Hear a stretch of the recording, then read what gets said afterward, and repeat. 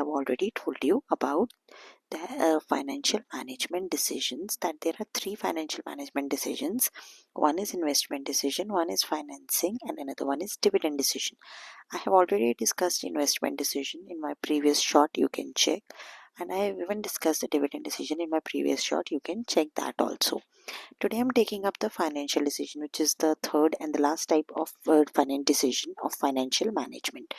See, for any company, it is very important that they take three financial management decisions. Why these three financial management decisions are important? Because first thing you should know is that finance is finance क्या है?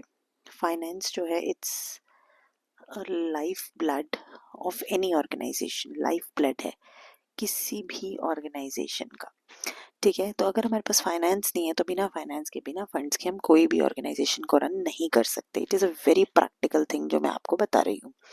अब तीन तरीके के decision है जो किसी भी फर्म को लेने पड़ते हैं कि भाई सबसे पहले तो पैसा कहाँ इन्वेस्ट करें, और अगर हमारा प्रॉफिट बचा है तो उसको डिविडेंड की फॉर्म में दें या ना दें। और एक डिसीजन जो इन दोनों से भी ज़्यादा इंपॉर्टेंट है वो ये है कि हम क्वांटम ऑफ फाइनेंस रेज कहाँ से करें। भाई हम पैसे को रेज ही नहीं करेंगे तो हम उसे इन्वेस्ट कहाँ करेंगे, और हम उसे डिविडेंड की तरह देने की बात तो तब करेंगे जब हमारे पास फाइनेंस होगा। फाइनेंस, जैसे कि मैंने आपको कहा कि किसी भी ऑर्गेनाइजेशन का लाइफ ब्लड है, तो उनके पास दो सोर्सेज होती हैं जो कि मेन सोर्सेज हैं। यहाँ कुछ भी लिखा हो, लेकिन मैं आपको बहुत ही सिंपल सॉर्टेड सा ट्रिक समझा रही हूँ इसको याद रखने का। हर ऑर्गेनाइजेशन के पास फाइनेंस को रेज करने की दो ही मेन सोर्सेज हैं। वन इज ओनर्स फंड, अपने घर का पैसा, या फिर हो गया जी बाहर का पैसा जिसे हम कहेंगे बोरोड फंड। एक हो गया जी घर का पैसा, एक हो गया हमारा बाहर का पैसा। घर के पैसे का मतलब है कि मैंने शेयर को इशू किया मार्केट में, इक्विटी को या फिर प्रेफरेंस को। और बोरोड का मतलब है कि या तो मैंने पब्लिक से फंड रेज किया है, या तो मैंने डिवेंचर मार्केट में इशू किया है, और या तो मैंने क्या किया है, या फिर मैंने अपने कोई बैंक से लोन लिया है, या मैंने किसी एक फाइनेंशियल इंस्टीट्यूशन से लोन लिया। मतलब बाहर से पैसा रेज किया है बेसिकली, जिस पैसे के ऊपर मुझे इंटरेस्ट देना पड़ेगा।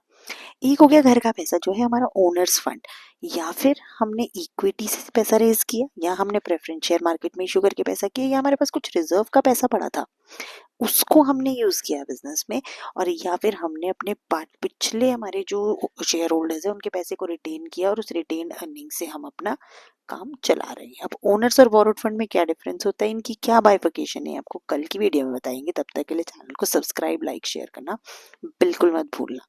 और उस तब तक ये याद जरूर रखना कि हमें जब फाइनेंशियल डिसीजन की बात करते हैं, इसका मतलब है फंड को कहाँ से रेज करें। दो मेन सोर्सेज है जहाँ से फर्म